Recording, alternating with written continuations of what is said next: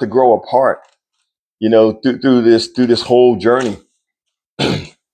Because one of the tricks with a relationship is that, and if you come from a biblical background, you've heard that verse where don't allow anybody to put you asunder, don't allow anybody to tear you apart, and don't allow anything to come in between the union. And you've heard all these statements, and you've heard all this jargon and all these words, but that stuff is important because the separation and the divergence and the obstacles are going to come from those that are closest to you. It's not going to come from a stranger generally, or someone that you don't know. It's going to come from family, friends, in-laws, people that are near and dear, that should be a part of the process of helping you to build a tighter union. But many times people can't see the vision of you building a tighter union because of their own lives, because of something inside of them.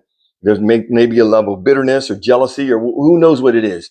Sometimes people just don't want to see another person happy. I mean, it could be any number of things. But the bottom line is, with many, many times the enemy is in your own house. But a lot of times it could be just the process of you not really. I don't know. It's just a process of used to just getting to a point where over a period of years and through your experiences that you just started growing apart in different directions. Because again, when we meet people generally from the beginning, it's based upon a lot of chemistry, about a lot of what they look like, who are they, what their name, what is their name, what are some of the things that they like. If they like jazz and I like jazz, if do they are they a religious person, and what's their religion? Are they Baptist? Are they Catholic? Are they this? And so all of that stuff we tie into it to make it as if it's part of our compatibility, which it can be. I'm not saying that it's not. It can be. But the point is, over a period of time, those things can change.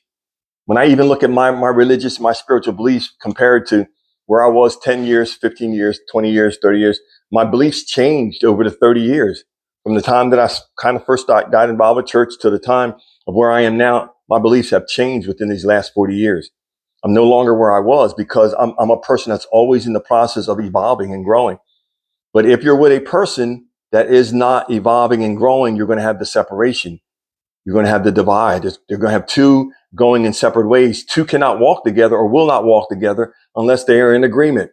Thieves hang with thieves. Whatever the thing that people do, they hang together. Ocean's 11, as an example of that movie. All them guys know each other. The people that are in something, they all know each other. They're all part of the same clique and the same group. And so you're not invited to the party, as they say. So because you're not part of who they are, they know each other. And so when you look at not allowing something to put you asunder, that putting asunder represents that you're not going to allow anything to tear you apart. And like I said, a lot of times it could be family. It could be, you could have a mother-in-law that hates her, that doesn't love her daughter enough that she's going to speak evil of her husband, of her daughters, who she knows is a good man or a good person, to try to break them up because she's just so hateful towards her own daughter. And it might not even be towards the son-in-law. This is the way people are. And there's nothing that you can do about it.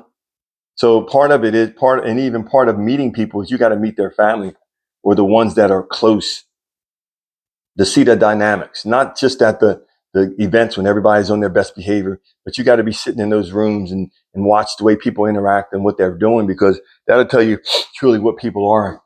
Thank you, Latai. I'm trying to be on it, because like I made a video and I posted up on TikTok and YouTube and a couple of the places, and in the video, I used a different technique, and I was basically putting things in a box. I was putting things in this box, and part of me putting things in this box, I was talking as I was putting things in this box, and as I'm putting things in this box, what I was doing is I was basically showing in a symbol that you have to start eliminating people and places and things out of your life. You got to start taking all the things that are no longer healthy and no longer that should be a part of your life, and you got to start collecting those things, and you got to get rid of them.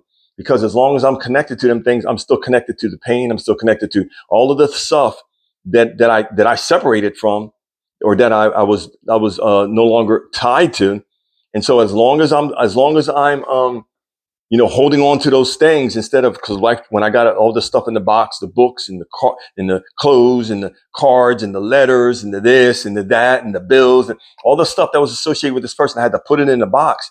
And once I put it in the box, I took the box and had to throw the box in the trash, because there has to be a separation and a setting apart of you if you want to move on, and that old life and that old person and the energy. And then after that, I talked about going through that room and those rooms and painting walls. And if you're still in that same house, and going in that bedroom and painting stuff and pulling up stuff and moving stuff around, you should not be in the same place in a house or in a home or anything else, as far as everything framed and put in the same way. If you're coming out of a situation that was very toxic and very chaotic, you should go through there and revamp, change the energy. You should be intentional. You should be intentional in changing the energy of that space, because you want and you want to invite newness and freshness into your space. And so part of the problem that happens when couples are older is that there is a process of growing apart. And I'm talking about that, but I'm also talking about after you've already grown apart, some couples actually split because the numbers for couples over 50 is the largest. 42% of Americans that get married, and I said Americans, I don't know about Britain and all the other countries that watch me, but 42% of Americans that get married end up in divorce.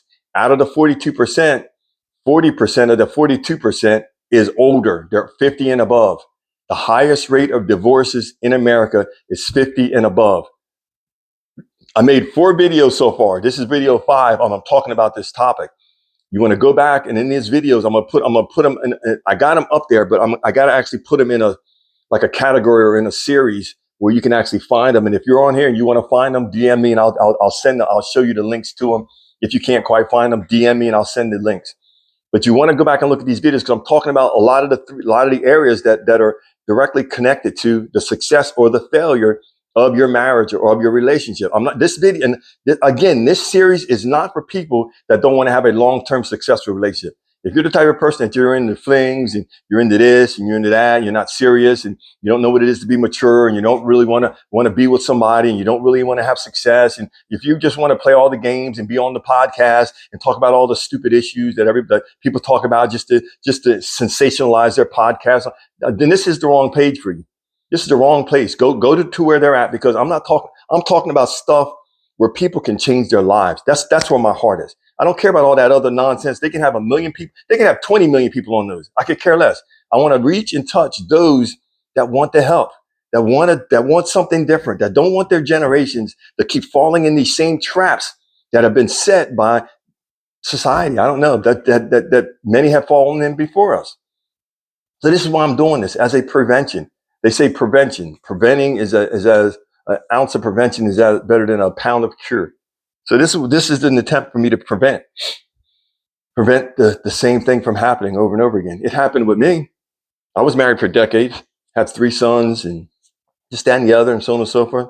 So I'm talking about this stuff from a place of experience. When I wrote my book based upon experience, which enabled me to be a coach. And I got my certification to John Maxwell. I went through all these stages and did all these things. And all of this was some of it was experience. Some of it was education for me to get to the place that I am now. But one of the best ways to learn, or one of the best ways to get involved. Thank y'all for the taps and the likes and the shares. Appreciate each and every one of you. One of the best ways to learn something sometimes is to have experience, because, if I meet somebody and I'm coaching them, I can coach them from a place of knowing where they are. I'm not coaching you from some hyperbole or some hypothesis or some educated guess or some delusional, chaotic thought. I'm coaching you from a place of letting you know the things that I've been through. And based upon what I've been through, I can see where you are. I can feel the pain.